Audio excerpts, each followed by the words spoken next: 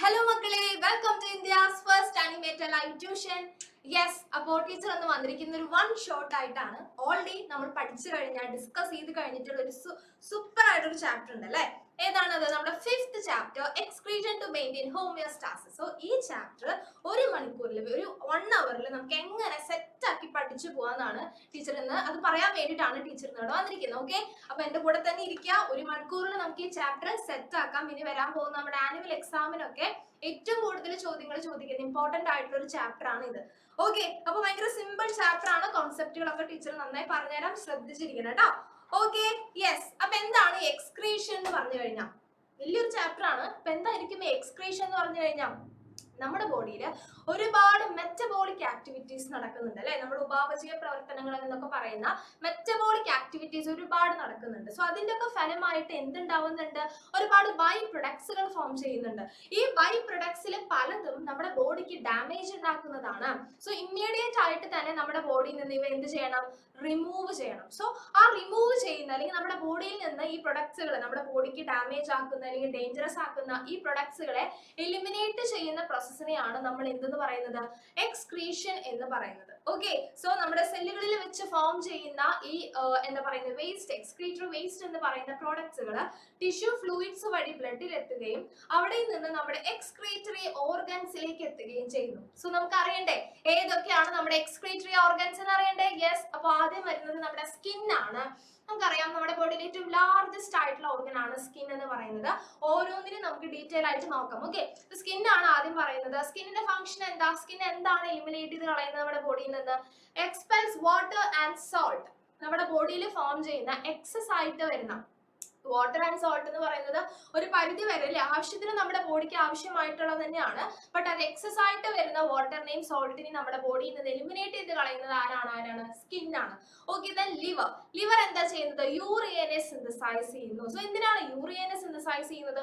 എങ്ങനെയാണ് യൂറിയ നമ്മുടെ ബോഡിയിൽ ഫോം ചെയ്യുന്നത്? സോ നമുക്ക് ഡീറ്റെയിൽ ആയിട്ട് അതിലേക്ക് പോവാം. ഓക്കെ, ദെൻ അടുത്തതാണ് ലങ്സ്. എല്ലാവർക്കും അറിയാം, നമ്മുടെ 4th ചാപ്റ്ററിൽ നമ്മൾ ഡീറ്റെയിൽ ആയിട്ട് കണ്ടതാണ് നമ്മുടെ ലങ്സിനെ പറ്റിയിട്ട് അല്ലെ? സോ കാർബൺ ഡൈ ഓക്സൈഡിനെ റിമൂവ് ചെയ്യുന്നു. നമ്മുടെ ബോഡിയിൽ കാർബൺ ഡൈ ഓക്സൈഡിന്റെ അളവ് കുറയ്ക്കാൻ ഹെൽപ്പ് ചെയ്യുന്നത് ആരാണ്? നമ്മുടെ ലങ്സ് ആണ്. ദെൻ നമ്മുടെ കിഡ്നി. കിഡ്നി എന്താ ചെയ്യുന്നത്? പ്രധാനമായിട്ട് നമ്മൾ ഈ ചാപ്റ്ററിൽ കൂടുതൽ ഫോക്കസ് ചെയ്യുന്ന ഒരു എക്സ്ക്രീറ്ററി ഓർഗൻ എന്ന് പറയുന്നത് കിഡ്നി ആണ്. ഓക്കെ, അപ്പോൾ കിഡ്നിയുടെ മെയിൻ ഫംഗ്ഷൻ എന്താണ്?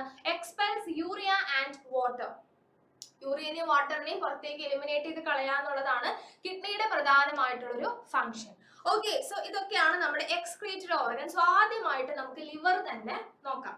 ലിവർ എന്ന് പറഞ്ഞു കഴിഞ്ഞാൽ എന്താണ് ലിവറിന്റെ ഒരു മെയിൻ ഫംഗ്ഷൻ ആയിട്ട് പറയുന്നത്? ഒരു വേസ്റ്റ് പ്രോസസിംഗ് യൂണിറ്റ് എന്നാണ് ലിവറിനെ പറയുന്നത്. വേസ്റ്റ് പ്രോസസിംഗ് യൂണിറ്റ് എന്നാണ് ലിവറിനെ പറയുന്നത്. ലിവർ എന്താ ചെയ്യുന്നത്? ടോക്സിക് ആയിട്ടുള്ള പല സബ്സ്റ്റൻസ് നമ്മുടെ ബോഡിയിൽ ഫോം ചെയ്യുന്നുണ്ടെന്ന് പറഞ്ഞു ടീച്ചർ അല്ലെ?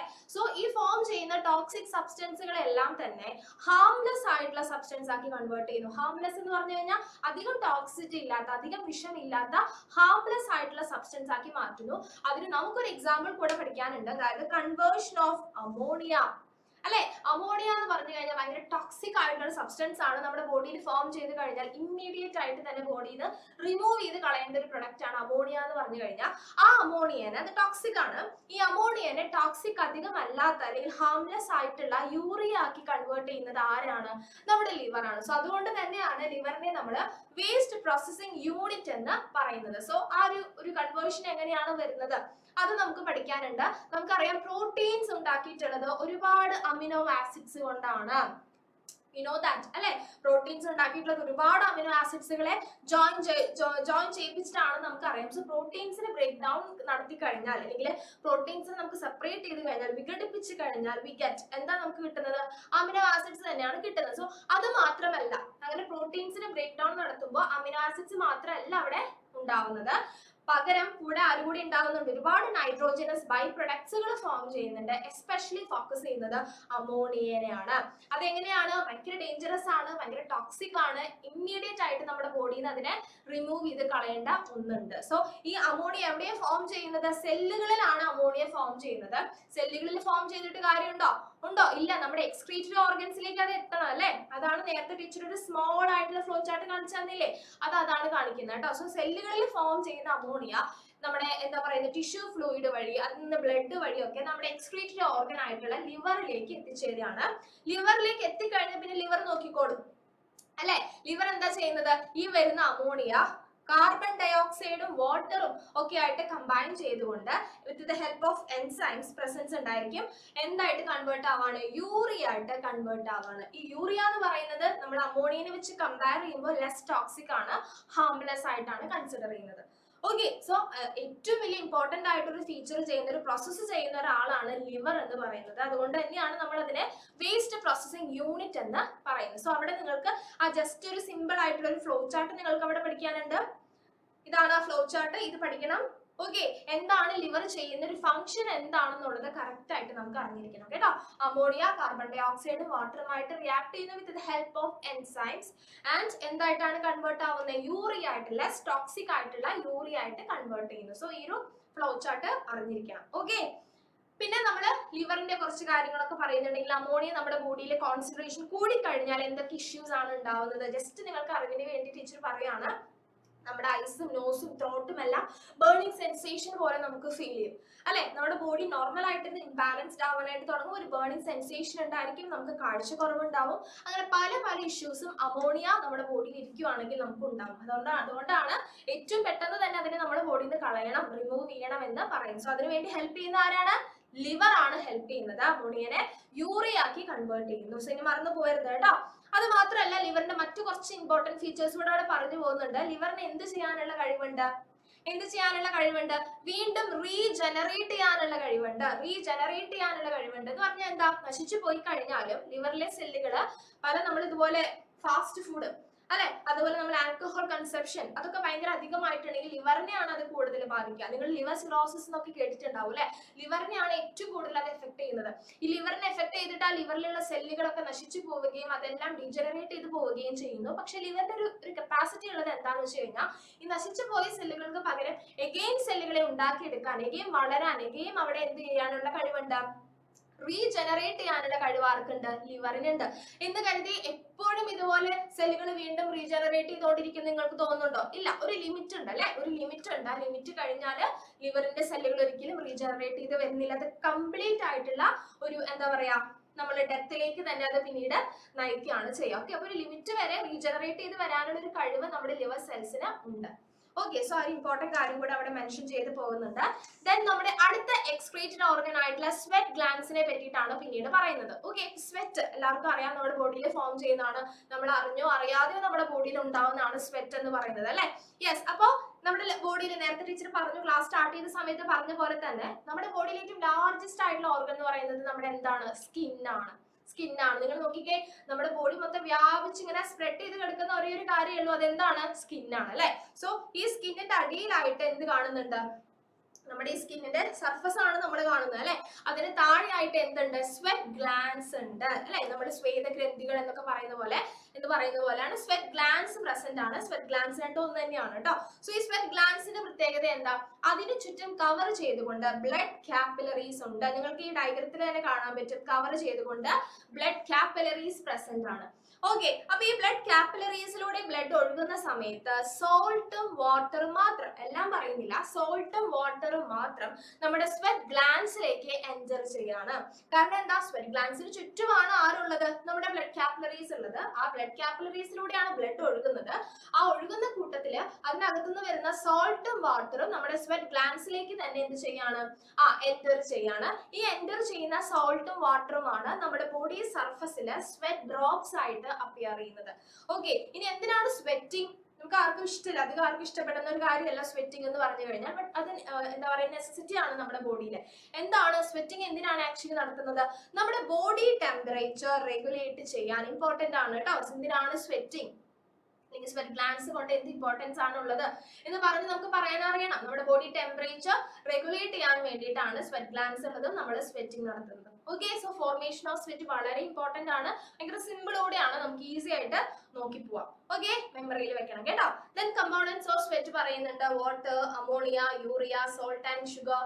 അല്ലെ? യൂറിയ, സോൾട്ട് ആൻഡ് വാട്ടർ ഒക്കെ എക്സ്പെൽ ത്രൂ യൂറിൻ വഴി തന്നെ അത് പുറത്തേക്ക് പോകുന്നുണ്ട്. ഓക്കെ, ആ കാര്യം കൂടെ അവിടെ മെൻഷൻ ചെയ്യുന്നുണ്ട്. ദെൻ നമ്മുടെ തേർഡ് എക്സ്ക്രീറ്ററി ഓർഗൻ ആണ് കിഡ്നീസ്.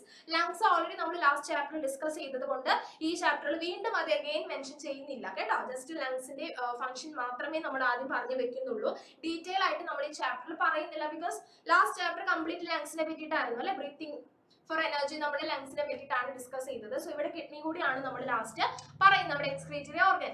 സോ കിഡ്നീസ് എന്ന് പറഞ്ഞു കഴിഞ്ഞാൽ എന്താണ്? നമുക്ക് എത്ര കിഡ്നീസ് ഉണ്ട് മക്കളെ? നമുക്ക് എത്ര കിഡ്നീസ് ഉണ്ട്? പെയർ ഓഫ് കിഡ്നീസ് എന്ന് പറഞ്ഞു കഴിഞ്ഞാൽ നമുക്ക് 2 കിഡ്നീസ് ഉണ്ട് അല്ലെ? ബീൻ ഷേപ്ഡ് ആണ് അല്ലെ? പയറുമണിയുടെ ഷേപ്പ് ആണുള്ളത് അല്ലെ? ഭയങ്കര ക്യൂട്ട് ആണ് കാണാൻ. എവിടെയാണ് ഇത് ലൊക്കേറ്റ് ചെയ്തിരിക്കുന്നത്? Located in the abdominal cavity on the either side of the vertebral column. നമ്മുടെ വെർട്ടിബ്രൽ കോളത്തിന്റെ 2 സൈഡുമായിട്ട് അബ്ഡോമിനൽ ക്യാവിറ്റിയിലാണ് ആര് സിറ്റുവേറ്റ് ചെയ്തിരിക്കുന്നത്? നമ്മുടെ കിഡ്നീസ് സിറ്റുവേറ്റ് ചെയ്തിരിക്കുന്നത്. സോ നമുക്ക് അറിയണം ഏതാണ് അബ്ഡോമിനൽ ക്യാവിറ്റി, ഏതാണ് തൊറാസിക് ക്യാവിറ്റി അല്ലെ? നമുക്ക് ഇവിടെ ഒരു ഡയഫ്രം ഉണ്ടെന്ന് നമ്മൾ പഠിച്ചിട്ടുണ്ട് അല്ലെ? നമ്മുടെ എവിടെയുണ്ട്? നമ്മുടെ ലങ്സിന്റെ താഴെയായിട്ട് ഡയഫ്രം ഉണ്ട്. ഈ ഡയഫ്രത്തിന്റെ മുകളിലേക്ക് വരുന്നത് തൊറാസിക് ക്യാവിറ്റി ആണ്. ഡയഫ്രത്തിന്റെ താഴത്തേക്ക് വരുന്നത് അബ്ഡോമിനൽ ക്യാവിറ്റി ആണ്. അറിഞ്ഞിരിക്കാൻ വേണ്ടി ടീച്ചർ പറയാണ് കേട്ടോ. സോ അബ്ഡോമിനൽ ക്യാവിറ്റി എന്ന് പറഞ്ഞാൽ ഇവിടുന്ന് താഴത്തേക്കുള്ള ഭാഗമാണ്. സോ അവിടെ വെർട്ടിബ്രൽ കോളം എന്ന് പറയുന്നത് നമ്മുടെ ബാക്ക് സൈഡ് അല്ലെ? സോ അതിന്റെ 2 സൈഡും ഏത് സൈഡിലായിട്ടാണ് 2 കിഡ്നീസ് സിറ്റുവേറ്റ് ചെയ്തിരിക്കുന്നത്. ഓക്കെ, അതിൽ ലെഫ്റ്റ് കിഡ്നി എന്ന് പറയുന്നത് കുറച്ച് പൊന്തിയിട്ടാണ് ഇരിക്കുന്നത് compared to the right kidney. Okay, ഇനി ഓരോ കിഡ്നി 2 കിഡ്നീസ് ആണ് ഉള്ളത്. ഓരോ കിഡ്നിനെയും കവർ ചെയ്തുകൊണ്ട് ഒരു സോഫ്റ്റ് മെംബ്രെയിൻ, അതാണ് ഇങ്ങനെ യെല്ലോ ഷെയ്ഡിൽ കാണിച്ചിരിക്കുന്ന ഒരു സോഫ്റ്റ് മെംബ്രെയിൻ ഉണ്ട്, കവർ ചെയ്തുകൊണ്ട് കാണപ്പെടുന്നുണ്ട്. ഓക്കെ, ഇതാണ് ജനറൽ ഫീച്ചേഴ്സ് കിഡ്നിനെ പറ്റി നമുക്ക് പറയാനായിട്ടുള്ളത്. ഇനി എന്താണ് സംഭവിക്കുന്നത്? ഹൈ പ്രഷറിൽ വരുന്ന ബ്ലഡ് എങ്ങനെയാണ് നമ്മുടെ കിഡ്നിയിലേക്ക് എത്തിച്ചേരുന്നത്? അതിനു വേണ്ടി സഹായിക്കുന്നത് ആരാണ് സഹായിക്കുന്നത്? ദ റീനൽ ആർട്ടറി ആണ് അതിനു വേണ്ടി സഹായിക്കുന്നത്. ഓക്കെ, ബ്ലഡിന്റെ ഫിൽട്രേഷൻ ആണ് ആക്ച്വലി കിഡ്നിയിൽ നടക്കുന്നതെന്ന് നമുക്ക് അറിയാം അല്ലെ? സോ നല്ല പ്രഷറിൽ വരുന്ന ഈ ബ്ലഡിനെ ക്യാരി ചെയ്ത് കൊണ്ടുവരുന്നത് റീനൽ ആർട്ടറി ആണ്. ഈ റീനൽ ആർട്ടറി എന്ന് പറയുന്നത് ബ്രാഞ്ച് ഓഫ് അയോട്ടയുടെ ഒരു ബ്രാഞ്ച് ആണ് റീനൽ ആർട്ടറി. ആർട്ടറീസും കാപ്പിലറീസും ഒക്കെ നമ്മൾ 3rd ചാപ്റ്ററിൽ കണ്ടതാണ്. സോ അഗൈൻ ടീച്ചർ റിപ്പീറ്റ് ചെയ്യുന്നില്ല. സോ റീനൽ ആർട്ടറിയിൽ നിന്ന് ആണ് ഹൈ പ്രഷറുള്ള ബ്ലഡ് എങ്ങോട്ട് എത്തുന്നത്? നമ്മുടെ കിഡ്നിയിലേക്ക് എത്തുന്നത്. അവിടെ കഴിഞ്ഞ് ഫിൽട്രേഷൻ ഒക്കെ കഴിഞ്ഞാൽ തിരിച്ചു പോകുന്നത് ഏത് വഴിയാണ്? റീനൽ വെയിൻ വഴിയാണ് ഇവര് തിരിച്ചു പോകുന്നത്. ഓക്കെ, സോ അത് അവിടെ ജസ്റ്റ് മെൻഷൻ ചെയ്ത് പോകുന്നുണ്ട്. ദെൻ യൂറിൻ, ഈ കിഡ്നീസിൽ ഫോം ചെയ്യുന്ന യൂറിൻ എന്ന് പറയുന്നത് യൂറിനറി ബ്ലാഡറിലേക്ക് എത്തുന്നു. എങ്ങനെ എത്തുന്നു? യുറേറ്റേഴ്സ് എന്ന് പറയുന്ന പൈപ്പ് ലൈൻസിൽ ട്യൂബ്സ് വഴി, യുറേറ്റേഴ്സ് വഴിയാണ് യൂറിനറി ബ്ലാഡറിലേക്ക് എത്തുന്നത്. ആൻഡ് യുറേത്ര എന്ന് പറയുന്ന ഓപ്പണിംഗ് ആണ്. യുറേത്ര വഴിയാണ് ഈ യൂറിൻ പുറത്തേക്ക് എലിമിനേറ്റ് ചെയ്ത് പോകുന്നത്. ഓക്കെ, സോ അത്രയും കാര്യങ്ങൾ നമുക്ക് അവിടെ നോക്കാനായിട്ട്. പിന്നെ നമുക്ക് കാണാനുള്ളത് നമ്മുടെ കിഡ്നിയുടെ ഒരു സെക്ഷൻ തന്നിരിക്കുകയാണ്. ഏതൊക്കെയാണ് കിഡ്നിയുടെ ഭാഗങ്ങൾ എന്ന് അറിയാൻ വേണ്ടിയിട്ട് മെയിൻ ആയിട്ട് പറയുന്നത് 3 ഭാഗങ്ങളാണ്: cortex, medulla and pelvis. Okay, cortex എന്ന് പറഞ്ഞു കഴിഞ്ഞാൽ എന്താണ്? ഏറ്റവും പുറമേ കാണുന്ന ലൈറ്റ് കളേർഡ് ആയിട്ടുള്ള ഔട്ടർ പാർട്ട് ഓഫ് ദി കിഡ്നിനെയാണ് നമ്മൾ കോർട്ടെക്സ് എന്ന് പറയുന്നത്. എന്താണ് ഇവർ ചെയ്യുന്നത്? നെഫ്രോൺസ്, അൾട്രാ ഫിൽട്രേഷന് ഹെൽപ്പ് ചെയ്യുന്ന നെഫ്രോൺസ് പ്രസന്റ് ആയിരിക്കുന്നത് ഈ കോർട്ടെക്സിലാണ്. ഓക്കെ, ഏറ്റവും പുറമേ കാണുന്ന ഔട്ടർ പാർട്ടിലാണ് കോർട്ടെക്സ് പ്രസന്റ് ആയിട്ടുള്ളത്. ദെൻ സെക്കൻഡ് പാർട്ട് ആയിട്ട് പറയുന്നത് മെഡുല്ല ആണ്. ഡാർക്ക് കളേർഡ് ആണ്. Inner part of the kidney ആണ് മെഡുല്ല എന്ന് പറയുന്നത്. ലോങ് ട്യൂബ്യൂൾസ്, അതായത് നെഫ്രോൺസിന്റെ ലോങ് ട്യൂബ്യൂൾസ് കാണുന്നത് നമ്മുടെ മെഡുല്ലയിലാണ്, ഇന്നർ പാർട്ടിലാണ് കാണുന്നത്. അതിന്റെയും താഴെ വരുന്ന ഭാഗമാണ് പെൽവിസ് എന്ന് പറയുന്നത്. The region where urine from the filters flows into. അല്ലെ, നമ്മൾ വരുന്ന ഈ പറയുന്ന യൂറിൻ ഒക്കെ ഫ്ലോ ചെയ്ത് വരുന്ന ഒരു റീജിയൻ ആണ് പെൽവിസ് എന്ന് പറയുന്നത്. സോ കിഡ്നിയുടെ 3 ഭാഗങ്ങൾ നമുക്ക് അറിയണം. എക്സാമിന് മെയിൻ ആയിട്ട് ഈ കിഡ്നിയുടെ സ്ട്രക്ചർ തന്ന് അതെവിടെയാണ് ഓരോ ഭാഗങ്ങൾ ഐഡന്റിഫൈ ചെയ്യാന്നുള്ളതാണ് ചോദിക്കുക. സോ ഈ ചാപ്റ്റർ മാത്രമല്ല, നമ്മുടെ ബയോളജിയിൽ എല്ലാ ചാപ്റ്റർ പഠിക്കുന്ന സമയത്ത് നിങ്ങൾ ഡയഗ്രാംസിന് വളരെ ഇമ്പോർട്ടൻസ് കൊടുക്കണം. ഓക്കെ, ടീച്ചർ എപ്പോഴും ക്ലാസ് എടുക്കുമ്പോൾ പറയുന്നതാണ് ഡയഗ്രാംസ് വളരെ ഇമ്പോർട്ടന്റ് ആണ്. നമുക്ക് ഡയഗ്രാംസ് ചോദിക്കും. ടെക്സ്റ്റിലുള്ള അതേ ഡയഗ്രാം തന്നെ എക്സാക്ട് ആയിട്ട് നമുക്ക് എക്സാമിൽ ചോദിക്കും. പക്ഷെ ഇത്ര കളർഫുൾ ഒന്നും ആവില്ല. ബട്ട് സ്റ്റിൽ ഇതേ ടെക്സ്റ്റിലുള്ള സെയിം ഡയഗ്രാംസ് തന്നെയാണ് നമുക്ക് എക്സാമിന് ചോദിക്കുക. സോ നമുക്ക് ഐഡന്റിഫൈ ചെയ്യാൻ അറിയണം, ലേബൽ ചെയ്യാൻ അറിയണം, ഓരോ പാർട്സ് ഏതൊക്കെയാണെന്ന് തിരിച്ചറിയാൻ നമുക്ക് പറ്റണം. ഓക്കെ, സോ എല്ലാ ഡയഗ്രാംസും നിങ്ങൾ നല്ല രീതിയിൽ ഒബ്സർവ് ചെയ്തിട്ട് മാത്രം എക്സാമിന് പോവാം. ഓക്കെ, ദെൻ നമ്മുടെ നെഫ്രോൺസിലേക്ക് നമ്മൾ കടക്കുകയാണ്. ഓരോ കിഡ്നിയിലും നെഫ്രോൺസ് ഉണ്ട്. ഒരു കിഡ്നിയിൽ മാത്രമാണോ നെഫ്രോൺസ് ഉള്ളത്? അല്ല, ഈച്ച് കിഡ്നിയിലും 12 ലക്ഷത്തോളം അൾട്രാ ഫിൽട്രേഴ്സ് എന്നറിയപ്പെടുന്ന നെഫ്രോൺസ് പ്രസന്റ് ആണ്. ഒരു കിഡ്നിയിലാണ് കേട്ടോ പറയുന്നത്. ഒരു കിഡ്നിയിൽ തന്നെ 12 ലക്ഷത്തോളം ഉണ്ടെന്നാണ് പറയുന്നത് അല്ലെ. ഇനി എന്താണ് ഈ നെഫ്രോൺസ് എന്ന് പറഞ്ഞു കഴിഞ്ഞാൽ, നമ്മൾ കിഡ്നിനെ പറ്റി പഠിക്കുന്ന സമയത്ത് ആ കിഡ്നിയുടെ ഏറ്റവും സ്ട്രക്ചറൽ ആൻഡ് ഫങ്ഷണൽ ആയിട്ടുള്ള ബേസിക് യൂണിറ്റ് ആണ് നെഫ്രോൺസ് എന്ന് പറയുന്നത്. ഇത്രയും 12 ലക്ഷത്തോളം നെഫ്രോൺസ് എന്നൊക്കെ പറഞ്ഞു കഴിഞ്ഞാൽ അല്ലെ, നമ്മുടെ കിഡ്നി തന്നെ മൊത്തം നെഫ്രോൺസ് എന്ന് വേണമെങ്കിൽ നമുക്ക് പറയാം. സോ നമ്മുടെ കിഡ്നിയുടെ ഏറ്റവും ബേസിക് ആയിട്ടുള്ള സ്ട്രക്ചറൽ ഫങ്ഷണൽ യൂണിറ്റ് ആണ് നെഫ്രോൺസ് എന്ന് പറയുന്നത്. ഒരു കിഡ്നിയിൽ 12 lakhs അത്രയും തന്നെ നെഫ്രോൺസ്, കാരണം അത്രയും നെഫ്രോൺസ് ഉണ്ടെങ്കിലാണ് അൾട്രാ ഫിൽട്രേഷൻ ആണ് പറയുന്നത് അല്ലെ. നോർമൽ ഫിൽട്രേഷൻ അല്ല പറയുന്നത്, അൾട്രാ ഫിൽട്രേഷൻ, അത്ര പക്കയായിട്ടുള്ള ഫിൽട്രേഷൻ ആണ്. സോ അതുകൊണ്ട് തന്നെ ഇത്രയധികം നെഫ്രോൺസ് അവിടെ പ്രസന്റ് ആയിരിക്കും. ഇതാണ് നമ്മുടെ നെഫ്രോണിന്റെ സ്ട്രക്ചർ. ഇത് വളരെ വളരെ ഇമ്പോർട്ടന്റ് ആണ്. നിങ്ങൾ ഈ ചാപ്റ്ററിൽ ഏറ്റവും കൂടുതൽ ഫോക്കസ് ചെയ്യേണ്ട ഭാഗം ഇതാണ് കേട്ടോ. നെഫ്രോണിന്റെ സ്ട്രക്ചർ അറിഞ്ഞിരിക്കണം. ഇതിൽ ഓരോ ഭാഗങ്ങളും നമുക്ക് അറിയണം. കാണുമ്പോൾ നമുക്ക് കുറച്ച് കൺഫ്യൂസിംഗ് ആയിട്ടും കുറച്ച് കോംപ്ലക്സ് ആയിട്ടൊക്കെ ഫീൽ ചെയ്യുമെങ്കിലും ഇറ്റ്സ് വെരി ഇമ്പോർട്ടന്റ്. ഈ ഭാഗത്ത് നിന്ന് തന്നെ കുറേ ടൈപ്പ് ക്വസ്റ്റ്യൻസ് വരും. ഓക്കെ, സോ നമുക്ക് നെഫ്രോണിന്റെ സ്ട്രക്ചർ കറക്റ്റ് ആയിട്ട് അറിയണം, പഠിക്കണം. ടെക്സ്റ്റിലെ സെയിം ഡയഗ്രാംസ് തന്നെ നല്ല രീതിയിൽ ഒബ്സർവ് ചെയ്യുക, വളരെ ഇമ്പോർട്ടന്റ് ആണ്. അഫറന്റ് വെസലും ഇഫറന്റ് വെസലും തിരിച്ചറിയാൻ നമുക്ക് പറ്റണം. സോ നമുക്ക് ഓരോരോ ഭാഗങ്ങളായിട്ട് നോക്കാം. ഏറ്റവും ആദ്യത്തെയാണ് ബൊമൻസ് ക്യാപ്സ്യൂൾ അല്ലെ. നമ്മുടെ നെഫ്രോൺ മൊത്തം നമ്മൾ ഈ സ്ട്രക്ചർ നോക്കുമ്പോൾ നമുക്ക് കാണാൻ പറ്റും, മൊത്തം ഈ സ്ട്രക്ചറിന്റെ ഏറ്റവും അറ്റത്തായിട്ട് അല്ലെ ഒരു കോർണറിലാണ് ആരിയ്ക്കുന്നത്, നമ്മുടെ ബൊമൻസ് ക്യാപ്സ്യൂൾ ഇരിക്കുന്ന ഒരു കപ്പ് ഷേപ്ഡ് സ്ട്രക്ചർ ആണ്. ശരിക്കും ഒരു കപ്പ് പോലെ തന്നെയാണ്, കപ്പ് ഷേപ്ഡ് സ്ട്രക്ചർ ആണ് ഇരിക്കുന്നത്. നെഫ്രോണിന്റെ ഒരു അറ്റത്തായിട്ടാണ് ആരിയ്ക്കുന്നത്, ബൊമൻസ് ക്യാപ്സ്യൂൾ ഇരിക്കുന്നത്. ഈ ബൊമൻസ് ക്യാപ്സ്യൂളിന്റെ പ്രത്യേകത ഡബിൾ വാൾഡ് ആണ്. 2 വാൾസ് ഉണ്ട് ഈ ബൊമൻസ് ക്യാപ്സ്യൂളിന്. സോ ആ 2 വാൾസിന്റെ ഇടയിലുള്ള സ്പേസിനെയാണ് നമ്മൾ ക്യാപ്സുലാർ സ്പേസ് എന്ന് പറയുന്നത്. ഓക്കെ, അപ്പൊ ഇങ്ങനെയുള്ള ടേംസ് ഇമ്പോർട്ടന്റ് ആണ്. മേ ബി 1 വേർഡ് ആയിട്ടൊക്കെ ചോദിക്കാം, 1 മാർക്കിനൊക്കെ ക്വസ്റ്റ്യൻസ് ഉണ്ടാവാം, അല്ലെങ്കിൽ ഫില്ലിംഗ് ദ ബ്ലാങ്ക്സോ മാച്ച് ദ ഫോളോയിങ് ഒക്കെ ആയിട്ട് ഇങ്ങനത്തെ ടേംസുകൾ ചോദിക്കും. സോ നമുക്ക് അറിഞ്ഞിരിക്കണം. ഓക്കെ, ബൊമൻസ് ക്യാപ്സ്യൂൾ എന്ന് പറഞ്ഞു കഴിഞ്ഞാൽ നമ്മുടെ നെഫ്രോണിന്റെ ഏറ്റവും ഒരു കോർണറിൽ എൻഡിൽ, വൺ ഓഫ് ദി എൻഡിൽ കാണപ്പെടുന്ന ഒരു ഡബിൾ വാൾഡ് ആയിട്ടുള്ള കപ്പ് ഷേപ്ഡ് സ്ട്രക്ചർ ആണ്. ആൻഡ് ഈ ഡബിൾ വാൾ എന്ന് പറഞ്ഞല്ലോ, സോ ആ 2 വാൾസിന്റെയും ഇടയിലുള്ള സ്പേസിനെയാണ് നമ്മൾ എന്ത് വിളിക്കുന്നത്, ക്യാപ്സുലാർ സ്പേസ് എന്ന് വിളിക്കുന്നത്. ഇനി ഈ ബൊമൻസ് ക്യാപ്സ്യൂളിനകത്തേക്ക് പോകുന്ന ഒരു വെസൽ ഉണ്ടായിരിക്കും, അതേപോലെ തന്നെ പുറത്തേക്ക് വരാനും ഒരു വെസൽ ഉണ്ടായിരിക്കും. സോ നമുക്ക് ആദ്യം പുറത്തേക്ക് വരുന്നതിനെ പറ്റി പഠിക്കാം. അകത്തേക്ക് പോയി കഴിഞ്ഞാൽ പിന്നെ അവിടെ കുറച്ച് കാര്യങ്ങളൊക്കെ ഉണ്ട്. സോ നമുക്ക് ആദ്യം നോക്കേണ്ടത് ഇഫറന്റ് വെസൽ ആണ്. ഇഫറന്റ് വെസൽ എന്താ ചെയ്യുന്നത്, the blood vessel that comes out of the Bowman's capsule, Bowman's ക്യാപ്സ്യൂളിന്റെ നിന്ന് പുറത്തേക്ക് വരുന്നത്, പുറത്തേക്ക് നമ്മുടെ ബ്ലഡിനെ, നമ്മുടെ ഫിൽട്രേഷനെ, നമ്മുടെ globular filtrate whatever it is, പുറത്തേക്ക് കൊണ്ടുവരുന്നത് ആരാണ്, ഇഫറന്റ് വെസൽ ആണ്. ഇഫറന്റ് വെസൽ ആണ്, മറന്നു പോവരുത്, തെറ്റിക്കരുത്, കൺഫ്യൂസിങ് ആവരുത് കേട്ടോ. അപ്പൊ അങ്ങനെയാണെങ്കിൽ അഫറന്റ് വെസൽ എന്തായിരിക്കും, നമ്മുടെ ബൊമൻസ് ക്യാപ്സ്യൂളിന്റെ അകത്തേക്ക് അല്ലെ, നമ്മുടെ ബൊമൻസ് ക്യാപ്സ്യൂളിന്റെ അകത്തേക്ക് പോകുന്നതാണ് അഫറന്റ് വെസൽ എന്ന് പറയുന്നത്. The branch of the renal artery which enter the Bowman's capsule, Bowman's capsuleന്റെ അകത്തേക്ക് പോകുന്നതാണ് അഫറന്റ് വെസൽ എന്ന് പറയുന്നത്. ഈ അകത്തേക്ക് പോയിട്ടുള്ള അഫറന്റ് വെസൽ അവിടെ എത്തിക്കഴിഞ്ഞതിന് ശേഷം ഒരുപാട് മൈന്യൂട്ട് കാപ്പിലറീസ് ആയിട്ട് സ്പ്ലിറ്റ് ആവുന്നുണ്ട്. ഓക്കെ, ഒരുപാട് മൈന്യൂട്ട് കാപ്പിലറീസ് ആയിട്ട് സ്പ്ലിറ്റ് ആയിട്ട് മാറുന്നുണ്ട്. ആ ഒരു മൈന്യൂട്ട് കാപ്പിലറീസിനെയാണ് നമ്മൾ ഗ്ലോമുറുലസ് എന്ന് വിളിക്കുന്നത്. സോ ഈ ബൊമൻസ് ക്യാപ്സ്യൂളിനകത്ത് എന്താ ഉണ്ടാവുക, ആക്ച്വലി ഗ്ലോമുറുലസ് ആണ് ഉണ്ടാവുന്നത്. ഓക്കെ, ഇനി അത് അവിടെ കഴിഞ്ഞു, അതിനകത്തുള്ള ഗ്ലോമുറുലസിന്റെ വിശേഷങ്ങളൊക്കെ കഴിഞ്ഞു. ഇനി തിരിച്ചു വരുവാണ്. തിരിച്ചു വരുന്നത് ഏത് വെസൽ വഴിയാണ്, ഇഫറന്റ് വെസൽ വഴിയാണെന്ന് ഞാൻ പറഞ്ഞു അല്ലെ. ഈ ഇഫറന്റ് വെസലിന്റെ കണ്ടിന്യൂഷൻ ആയിട്ട് കാണപ്പെടുന്ന ഒരു ട്യൂബിനെയാണ് നമ്മൾ റീനൽ ട്യൂബ്യൂൾ എന്ന് പറയുന്നത്. എനിക്കറിയാം പെരിട്യൂബുലർ കാപ്പിലറീസ് ഞാൻ പറഞ്ഞിട്ടില്ല, വെയിറ്റ് ചെയ്യൂ, നമുക്ക് റീനൽ ട്യൂബ്യൂളോട് കഴിഞ്ഞിട്ട് അത് എന്താണെന്ന് ടീച്ചർ എക്സ്പ്ലെയിൻ ചെയ്യാം. ഓക്കെ, സോ ഇഫറന്റ് വെസൽ പുറത്തേക്ക് വരുവാണ്, ബൊമൻസ് ക്യാപ്സ്യൂളിന്റെ പുറത്തേക്ക് വരുന്നു. സോ ആ വന്നതിനോട് കൂടെ എന്താ കണക്റ്റഡ് ആയിട്ടുള്ള ഒരു ട്യൂബിനെയാണ് നമ്മൾ റീനൽ ട്യൂബ്യൂൾ എന്ന് പറയുന്നത്. റീനൽ ട്യൂബ്യൂൾ എന്താ ചെയ്യുന്നത്, ഈ റീനൽ ട്യൂബ്യൂൾ എന്താണ് ആക്ച്വലി ചെയ്യുന്നത്, ഈ ബൊമൻസ് ക്യാപ്സ്യൂളിനെയും നമ്മുടെ കണക്റ്റിംഗ് ഡക്റ്റ് ഉണ്ട്, ഈ പറയുന്ന എല്ലാത്തിനെയും ലാസ്റ്റ് കണക്ട് ചെയ്യാൻ വേണ്ട ഒരാൾ വേണ്ടേ, ആ കണക്റ്റിംഗ് ഡക്റ്റിനെയും കണക്ട് ചെയ്യിക്കുന്ന ആളാണ് റീനൽ ട്യൂബ്യൂൾ എന്ന് പറയുന്നത്. സോ ഈ റീനൽ, ടീച്ചർ കാണിച്ചു തരാം. യെസ്, ഇതാണ് നമ്മുടെ ഈ കാണുന്ന സ്കിൻ കളറിൽ കൊടുത്തിട്ടുള്ളത് അല്ലെ, അതാണ് നമ്മുടെ റീനൽ ട്യൂബ്യൂൾ.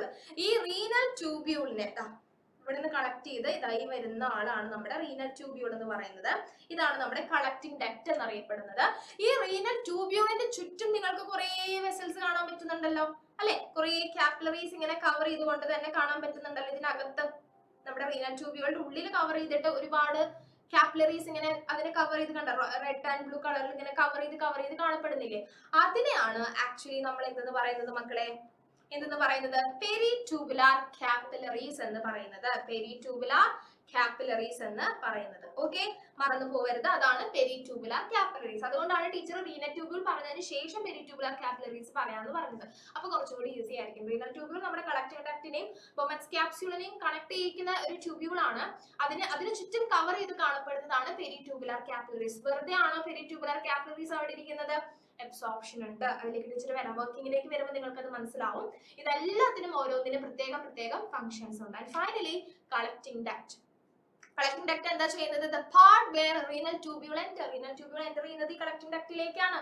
ഓക്കെ, അവിടെ വാട്ടറിന്റെ അബ്സോർപ്ഷൻ നടക്കുന്നുണ്ട്, യൂറിൻ കളക്ട് ചെയ്യുന്നുണ്ട്, കളക്ട് ചെയ്തതിനെ പെൽവിസിലേക്ക് കൊണ്ടുപോകുന്നുണ്ട്. ഇതെല്ലാം ചെയ്യുന്നത് കളക്ടിംഗ് ഡക്റ്റ് ആണ്. ഓക്കെ, സോ നമുക്ക് ഇതിന്റെ വർക്കിംഗിലേക്ക് പോയാലോ? യൂറിൻ എങ്ങനെ ഫോം ചെയ്യുന്നു? നമ്മുടെ ബോഡിയിലെ ഫോർമേഷൻ ഓഫ് യൂറിൻ ആണ് നമുക്ക് നോക്കാനുള്ളത്. ഇതേയും നേരത്തെ പറഞ്ഞ പോലെ തന്നെ വളരെ ഇമ്പോർട്ടന്റ് ആണ്. ഓൾറെഡി നമ്മൾ ക്ലാസ്സിൽ ഡീറ്റെയിൽ ആയിട്ട് കണ്ടതാണ്. സോ ഇമ്പോർട്ടന്റ് ആയിട്ടുള്ള ഭാഗമാണ് ഫോർമേഷൻ ഓഫ് യൂറിൻ. ക്വസ്റ്റ്യൻസ് വരാറുണ്ട്, ശ്രദ്ധിച്ചിരിക്കുക. 3 പ്രധാനപ്പെട്ട സ്റ്റെപ്പുകളാണ് യൂറിൻ ഫോർമേഷൻ ഉള്ളത്. First one is ultra filtration. അത് നമ്മൾ നല്ല രീതിയിൽ ഫിൽറ്റർ ചെയ്യണം. അതിനുശേഷമാണ് ബാക്കി കിട്ടുന്ന ബൈ പ്രൊഡക്ട്സ് എന്താണ് വട്ടെവർ അതിനെ തിരിച്ചു കൊണ്ടുപോകുന്നത്, റീഅബ്സോർബ് ചെയ്യേണ്ടതൊക്കെ പിന്നീട് വരുന്ന കാര്യങ്ങളാണ്. ആദ്യം നമ്മൾ എന്ത് ചെയ്യണം? അൾട്രാ ഫിൽട്രേഷൻ നടത്തണം. പക്കയായിട്ട് നമ്മൾ ഫിൽട്രേഷൻ അവിടെ നടത്തണം. ദെൻ എന്താണ്? Reabsorption and secretion. അല്ലെ, നമ്മൾ ഫിൽട്രേഷൻ ചെയ്ത് കഴിഞ്ഞാൽ നമുക്ക് കിട്ടുന്ന ആ ഒരു പ്രൊഡക്റ്റ് ഫിൽട്രേറ്റ് ഉണ്ടാവില്ലേ, അതിനകത്ത് പിന്നെയും എന്തെങ്കിലുമൊക്കെ വീണ്ടും റീഅബ്സോർബ് ചെയ്യാനുള്ളത് ഉണ്ടാകും. സോ നമ്മൾ വീണ്ടും ഒന്നുകൂടി അതിനെ ഫിൽട്ടർ ചെയ്യുന്നതിനെയാണ് നമ്മൾ റീഅബ്സോർപ്ഷൻ എന്ന് പറയുന്നത്. ദെൻ അവസാനം അബ്സോർപ്ഷൻ ഓഫ് വാട്ടർ. ഈ കാര്യങ്ങളൊക്കെ ആണ് പ്രധാനമായിട്ടും നടക്കുന്നത്. സോ ആദ്യത്തെ സ്റ്റെപ്പ് നമുക്ക് നോക്കാം. That is ultra filtration. എവിടെ വെച്ചായിരിക്കും അൾട്രാ ഫിൽട്രേഷൻ നടക്കുന്നുണ്ടാവുക? ഓഫ് കോഴ്സ് നമ്മുടെ ഗ്ലോമുറുലസിനകത്ത്, അല്ലെ നമ്മുടെ ബൊമൻസ് ക്യാപ്സ്യൂളിനകത്തുള്ള ഗ്ലോമുറുലസിനകത്ത് വെച്ച് തന്നെയാണ് അൾട്രാ ഫിൽട്രേഷൻ നടക്കുന്നത്. ബിക്കോസ് എന്താ? Small pores R present. ചെറിയ പോർസ് അവിടെ പ്രസന്റ് ആണ്. ഈ ഒരു പ്രോസസ് അൾട്രാ ഫിൽട്രേഷൻ ആണ്, അല്ലെ, നോർമൽ ഫിൽട്രേഷൻ അല്ല, അൾട്രാ ഫിൽട്രേഷൻ ആണ്. സോ അതിന് വേണ്ടി ഭയങ്കര ഹൈ പ്രഷർ വേണം.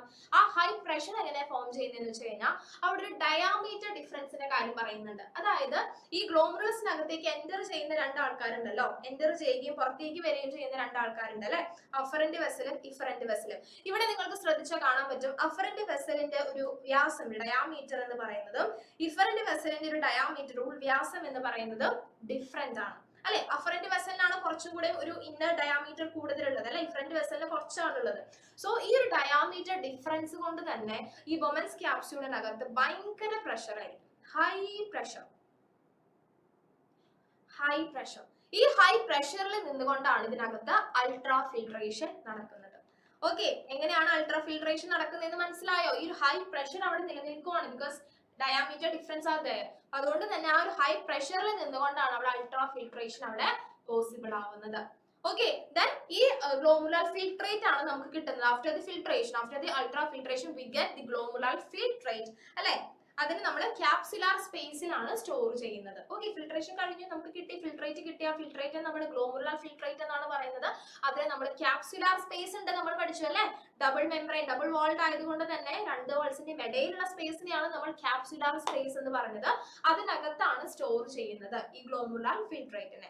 ദെൻ സെക്കൻഡ് സ്റ്റെപ്പ് ആണ് റീഅബ്സോർപ്ഷൻ ആൻഡ് സെക്രീഷൻ. സോ ഈ ഗ്ലോമുലാർ ഫിൽട്രേറ്റ് നമ്മുടെ ക്യാപ്സുലാർ സ്പേസിൽ അങ്ങനെ തന്നെ ഇരിക്കും കുറെ നേരം? അവിടെ തന്നെ സ്റ്റോർ ചെയ്ത് വെക്കാനാണോ നമ്മളിപ്പോ ഇവരെ അൾട്രാ ഫിൽട്രേഷൻ ഒക്കെ നടത്തിയത്? അല്ല, നമ്മൾ അതിനെ നേരെ റീനൽ ട്യൂബ്യൂൾസിലേക്ക് വിടും. റീനൽ ട്യൂബ്യൂൾസിലേക്ക് വരുന്ന വഴിക്ക് കളക്ടിംഗ് ഡക്റ്റിലേക്കാണ് നേരെ നമ്മുടെ റീനൽ ട്യൂബ്യൂൾസ് കൊണ്ടുപോകുന്നത്. പക്ഷേ കുറച്ച് വഴി അങ്ങോട്ട് എത്താനുണ്ട് നമ്മുടെ കളക്ടിംഗ് ഡക്റ്റിലേക്ക്, അല്ലെ. ആ വഴിക്കിടയിൽ അവിടെ ഒരു കാര്യം സംഭവിക്കുന്നുണ്ട്. അതായത് ഏതെങ്കിലും എസെൻഷ്യൽ കമ്പോണൻസ് ഇനി ബാലൻസ്ഡ് ആയിട്ട് ഇതിനകത്ത് ഇരിക്കുന്നുണ്ടെങ്കിലോ, ഫിൽട്രേഷൻ കഴിഞ്ഞു, നമ്മുടെ ബോഡിക്ക് ആവശ്യമായിട്ടുള്ളത് എല്ലാത്തിനെയും ഫിൽട്രേഷൻ നടത്തിയപ്പോൾ, അൾട്രാ ഫിൽട്രേഷൻ നടത്തിയപ്പോൾ നമ്മുടെ ബോഡിയിലേക്ക് എടുത്തു. ബട്ട് എങ്ങാനും, അല്ലെ, നമ്മുടെ എസെൻഷ്യൽ ആയ മെറ്റീരിയൽസ് ഇനിയും കമ്പോണൻസ് ഉണ്ടെങ്കിൽ അതിനെ റീഅബ്സോർബ് ചെയ്യാൻ വേണ്ടി ഇരിക്കുന്ന ആളാണ് നമ്മുടെ പെരിട്യൂബുലാർ കാപ്പിലറീസ്. അതായത് നമ്മുടെ റീനൽ ട്യൂബ്യൂളിനെ കവർ ചെയ്ത് കാണപ്പെടുന്ന പെരിട്യൂബുലാർ കാപ്പിലറീസ് എന്താ ചെയ്യുന്നത്? റീഅബ്സോർപ്ഷൻ, അല്ലെ. ഏതെങ്കിലും എസെൻഷ്യൽ കമ്പോണൻസ് ഉണ്ടെങ്കിൽ അതിനെ റീഅബ്സോർബ് ചെയ്യുന്നത് ആരാണ്? നമ്മുടെ പെരിട്യൂബുലാർ കാപ്പിലറീസ് ആണ്. ദെൻ പിന്നെ വരുന്നതൊക്കെ എന്തായാലും എക്സസ് ആണ്. അതുകൂടെ കഴിഞ്ഞാൽ പിന്നെ കിട്ടുന്നതെല്ലാം എക്സസ് കമ്പോണൻസ് ആണ്. അതിനെ നമ്മുടെ എങ്ങോട്ട് എത്തുവാണ്? നമ്മുടെ capillaries, അല്ലെ, the excess components that are retained in the blood even after ultrafiltration are secreted to renal tubule from the capillaries. എല്ലാം കഴിഞ്ഞ് എക്സസ് ആയിട്ട് വരുന്ന കമ്പോണൻസ് പിന്നെ നേരെ എങ്ങോട്ടാ പോകുന്നത്? നമ്മുടെ കളക്ടിംഗ് ഡക്റ്റിലേക്കാണ്. കളക്ടിംഗ് ഡക്റ്റിൽ എത്തിക്കഴിഞ്ഞാൽ എന്താ സംഭവിക്കുന്നത്? The absorption of excess water from the glomerular filtrate. Water absorption ആണ് മെയിൻ ആയിട്ട് അവിടെ നടക്കുന്നത് നമ്മുടെ കളക്ടിംഗ് ഡക്റ്റിൽ വെച്ചിട്ട്. അതായത് എക്സസ് ആയിട്ടുള്ള വാട്ടർ എപ്പോഴും നമ്മുടെ ബോഡിക്ക് എസെൻഷ്യൽ ആണ് അല്ലെ. സോ എക്സസ് ആയിട്ടുള്ള വാട്ടറിനെ ഗ്ലോമുലാർ ഫിൽട്രേറ്റിലുള്ള എക്സസ് വാട്ടറിനെ എന്ത് ചെയ്യാണ്? അബ്സോർബ് ചെയ്തെടുക്കുവാണ്. ഓക്കെ, ബാക്കി എന്താണോ ബാലൻസ് വരുന്നത്, ഈ വാട്ടറിനെ കൂടെ അബ്സോർബ് ചെയ്തെടുത്തിട്ട് ബാക്കി എന്താണോ ഈ ഗ്ലോമുലാർ ഫിൽട്രേറ്റിൽ ബാലൻസ് ആയിട്ട് വരുന്നത് അതാണ് യൂറിൻ ആയിട്ട് വരുന്നത്. ഈ യൂറിൻ ആണ് നമ്മുടെ ബോഡിയിൽ നിന്ന് എലിമിനേറ്റ് ചെയ്ത് പോകുന്നത്. ഓക്കെ, ഇതാണ് ഫോർമേഷൻ ഓഫ് യൂറിൻ ആൻഡ് എങ്ങനെ നമ്മുടെ ബോഡിയിൽ നിന്ന് യൂറിൻ എലിമിനേറ്റ് ചെയ്ത് പോകുന്നത് എന്നുള്ള കഥയാണ് ഇപ്പൊ പറഞ്ഞത്. ഓക്കെ, ഇത് വളരെ ഇമ്പോർട്ടന്റ് ആണ്. പല ടൈപ്പ് ഓഫ് ക്വസ്റ്റ്യൻസ് ഈ ഭാഗത്ത് നിന്ന് വരാറുണ്ട്. യെസ്, ഇനി ആരൊക്കെയാണ് ഗ്ലോമുലാർ ഫിൽട്രേറ്റിൽ ഉണ്ടാകുന്ന കമ്പോണൻസ്, ആരൊക്കെയാണ് യൂറിനിൽ ഉണ്ടാകുന്ന കമ്പോണൻസ് നോക്കിക്കേ. വാട്ടർ ഉണ്ടായിരിക്കും, അതേപോലെ തന്നെ glucose, amino acid, sodium, potassium, calcium, ions, ഇതെല്ലാം ആദ്യം ആരിൽ ഉണ്ടായിരിക്കും? ഗ്ലോമുലാർ ഫിൽട്രേറ്റിൽ ഉണ്ടായിരിക്കും. യൂറിയ, യൂറിക് ആസിഡ്, ക്രിയാറ്റിൻ എല്ലാം തന്നെ. പിന്നീട് യൂറിൻ ആയിട്ട് മാറുമ്പോഴേക്കും ഇതിന്റെ ഒക്കെ അളവ് കുറയുന്നുണ്ട്, അല്ലെങ്കിൽ ഇതെല്ലാം കുറയുന്നുണ്ട്, ഈ കമ്പോണൻസ് കുറയുന്നുണ്ട്. എന്തുകൊണ്ടാ? അവിടെ പെരിട്യൂബുലാർ കാപ്പിലറീസ് റീഅബ്സോർപ്ഷൻ നടത്തുന്നുണ്ട് അല്ല, ഈ എസെൻഷ്യൽ കമ്പോണൻസിന് അവർ റീഅബ്സോർബ് ചെയ്തെടുക്കുന്നുണ്ട്. അതുകൊണ്ടാണ് യൂറിൻ ആയിട്ട് മാറുമ്പോഴേക്കും, ഏറ്റവും ലാസ്റ്റ് സ്റ്റേജ് ആണ് യൂറിൻ ആയിട്ട് ഫോം ചെയ്യുന്നത് അല്ലെ, അപ്പോഴേക്കും ഈ കമ്പോണൻസ് കുറയുന്നത് അതുകൊണ്ടാണ്. ക്രിയാറ്റിനൊക്കെ വളരെ 2% ഉണ്ടാവുന്നുള്ളൂ. അത് എന്തുകൊണ്ടാണ് കുറയുന്നത്? ഈ പറയുന്ന പെരിട്യൂബുലാർ കാപ്പിലറീസ് അവരെയൊക്കെ റീഅബ്സോർബ് ചെയ്തെടുക്കുന്നത് കൊണ്ടാണ് ഉണ്ടാവുന്നത്. Components of the glomerular filtrate again പറയുന്നുണ്ട്. ഇതും ഒരു വർഷം എക്സാമിന് ചോദിച്ചിട്ടുണ്ടായിരുന്നു കേട്ടോ. കമ്പോണൻസ് ഗ്ലോമുലാർ ഫിൽട്രേറ്റിലെ യൂറിനിലെ കമ്പോണൻസ് ഏതൊക്കെയാണെന്ന് ക്വസ്റ്റ്യൻ വന്നിട്ടുണ്ട്. സോ അതൊന്ന് ഫോക്കസ് ചെയ്യണേ. യെസ്, ദെൻ മിക്ചറേഷൻ എന്ന് പറയുന്ന ടേം ആണ് അവിടെ വരുന്നത്. നമുക്കറിയാം നമ്മുടെ ബോഡിയിൽ നിന്ന് യൂറിനറി ബ്ലാഡറിൽ നിന്ന് നമുക്ക് ഒരു ടെൻഡൻസി വരുവാണ് യൂറിൻ കളയാൻ വേണ്ടിയിട്ട് അല്ലെ. അപ്പൊ യൂറിനറി ബ്ലാഡറിൽ നിന്ന് യുറേത്ര വഴിയാണ് യൂറിൻ പുറത്തേക്ക് പോകുന്നത് നമ്മൾ നേരത്തെ പറഞ്ഞു. സോ നമ്മൾ ഇങ്ങനെ കുറെ നേരത്തേക്ക് ഈ യൂറിൻ പാസ് ചെയ്യാതെ ഇങ്ങനെ ഇരുന്ന് കഴിഞ്ഞാൽ അതൊരു നല്ല കാര്യമാണോ മക്കളെ? ഒരിക്കലും അല്ല.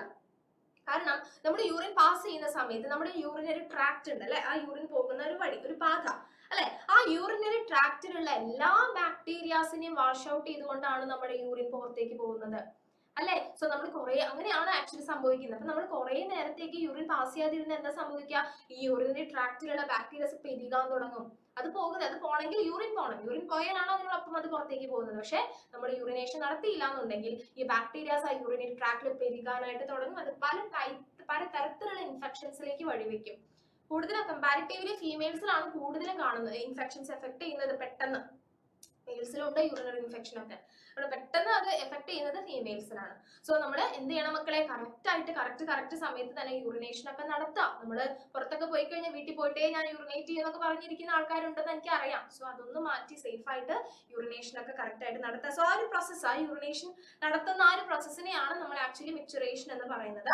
കുറെ നേരത്തേക്ക് നമ്മളത് ചെയ്തിട്ടില്ലെങ്കിലാണ് നമുക്ക് യൂറിനറി ട്രാക്ട് ഇൻഫെക്ഷൻസ് ഒക്കെ വരുന്നത്. സോ അതവിടെ പറഞ്ഞു വെക്കുന്നുണ്ട്. ഹെൽത്തി ഹാബിറ്റ്സ് നമുക്ക് എല്ലാവർക്കും അറിയാം. നമ്മൾ ഒരു ദിവസം എത്ര ലിറ്റർ വെള്ളം കുടിക്കണം? 2 തൊട്ട് 3 ലിറ്റർ വരെ അല്ലെ, 8 ഗ്ലാസ് വെള്ളം എന്നൊക്കെ നമ്മൾ പണ്ട് തൊട്ടേ കേൾക്കുന്ന കാര്യമാണ്. സോ അത്രയും വെള്ളം നമ്മൾ ഡെയിലി കുടിക്കണം. അതേപോലെ യൂറിൻ കുറെ നേരം നമ്മൾ കളയാതെ വെച്ചോണ്ടിരിക്കരുത്. അതുപോലെ പേഴ്സണൽ ഹൈജീൻ, ഇതൊക്കെ ഇമ്പോർട്ടന്റ് ആണ് പലതരത്തിലുള്ള ഇൻഫെക്ഷൻസിൽ നിന്നൊക്കെ നമുക്ക് മാറാൻ വേണ്ടിയിട്ട്. ഓക്കെ, അപ്പൊ കിഡ്നി നമ്മുടെ ഹോമിയോസ്റ്റാസിസിനെ അഥവാ നമ്മുടെ സമസ്ഥിതിയെ പാലിക്കുന്നുണ്ട് അല്ലെങ്കിൽ മെയിൻറ്റെയിൻ ചെയ്യുന്നുണ്ടെന്നാണ് പറയുന്നത്. എങ്ങനെയാണ് കിഡ്നീസ് അത് മെയിൻറ്റെയിൻ ചെയ്യുന്നത്? യെസ്, ഇങ്ങനെയാണ് മെയിൻറ്റെയിൻ ചെയ്യുന്നത്. എന്താ ചെയ്യുന്നത്? വേസ്റ്റ് മെറ്റീരിയൽസ് ഫോം ചെയ്യുന്നു നമ്മുടെ ബോഡിയിൽ. പല പ്രോസസ്സുകൾ നമ്മുടെ ബോഡിയിൽ നടക്കുന്നുണ്ട്. പല സർക്കുലേഷൻസ്, പല മെറ്റബോളിക് ആക്ടിവിറ്റീസ് എല്ലാം നമ്മുടെ ബോഡിയിൽ ഇങ്ങനെ നടന്നുകൊണ്ടേ ഇരിക്കുന്നുണ്ട് അല്ലെ.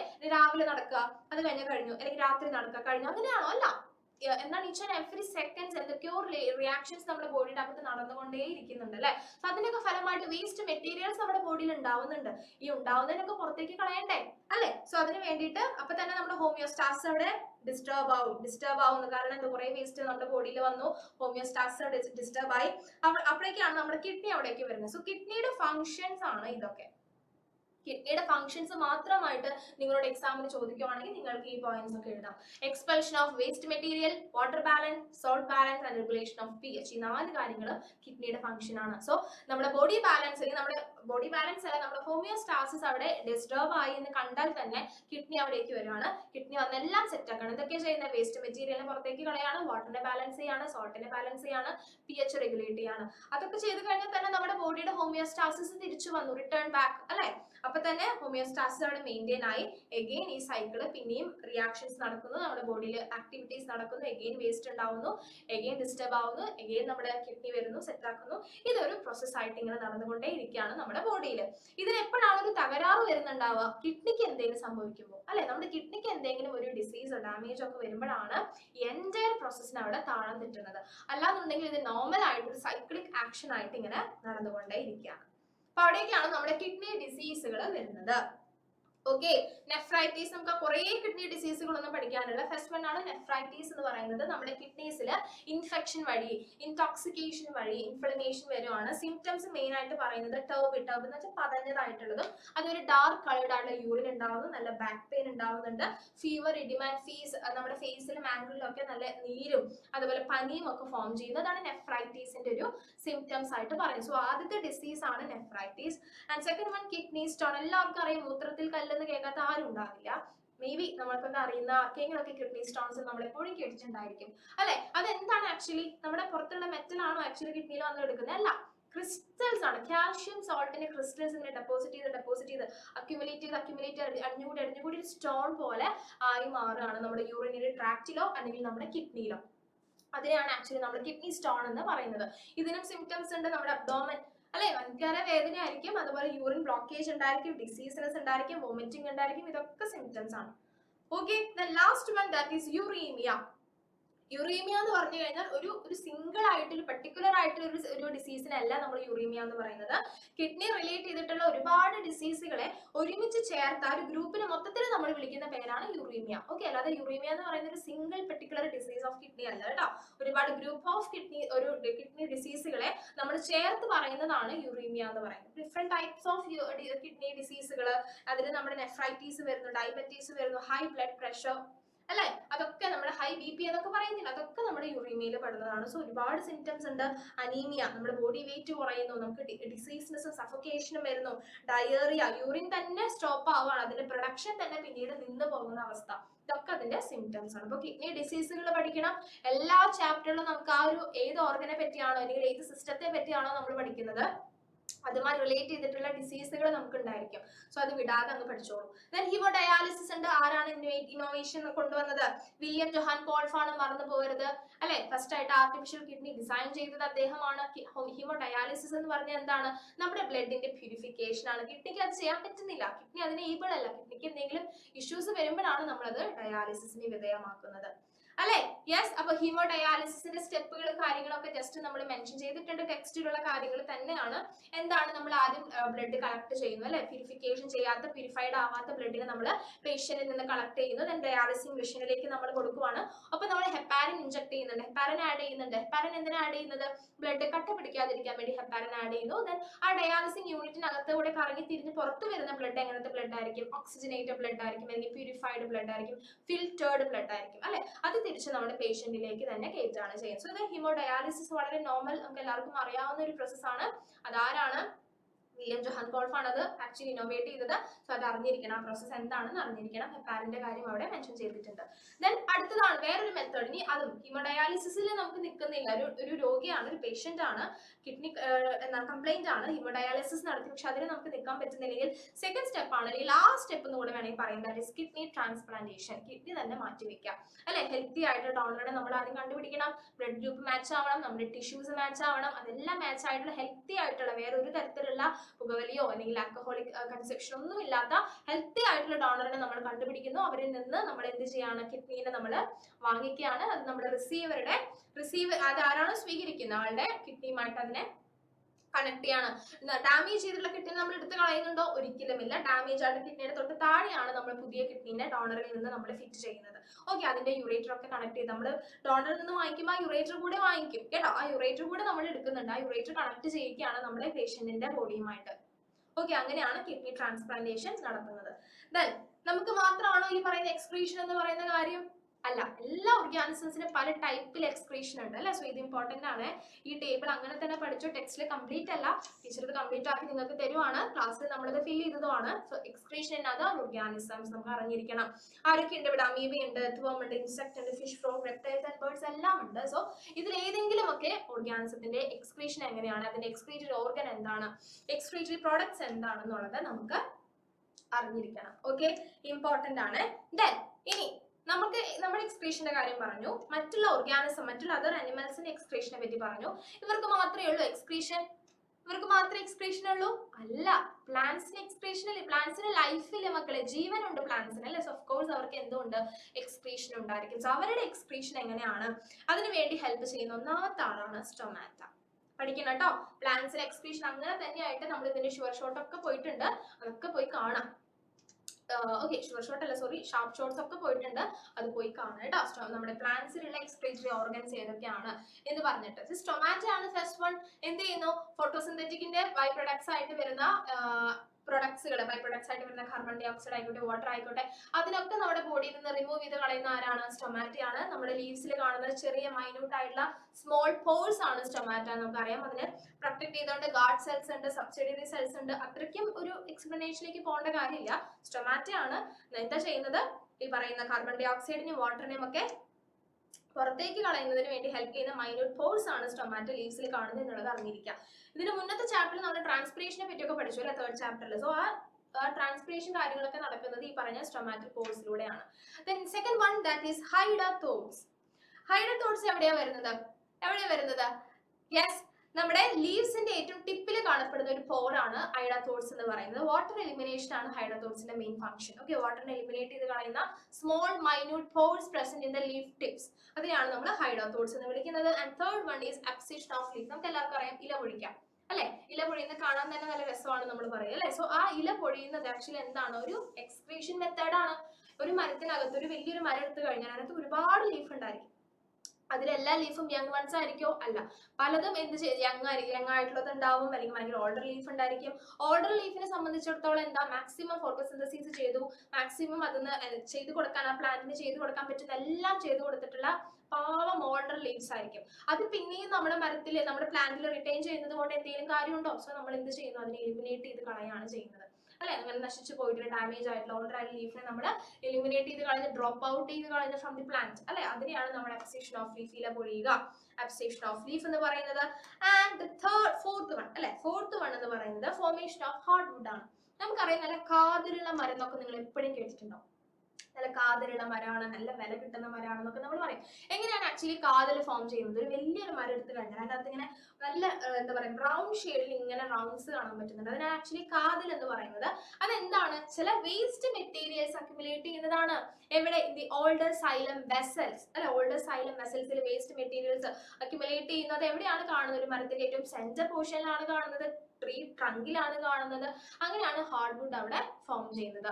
Some waste material get accumulated the older xylem vessel present in the center of the tree trunk. അല്ലെ, ട്രീ ട്രങ്കിന്റെ ഏറ്റവും സെന്റർ ആണ്, അതിനാണ് ട്രീ ട്രങ്ക് എന്ന് പറയുന്നത്. സോ ആ ഭാഗത്ത് വേസ്റ്റ് മെറ്റീരിയൽസ് അക്യുമുലേറ്റ് ചെയ്യുന്നത് സൈലം വെസൽസ്.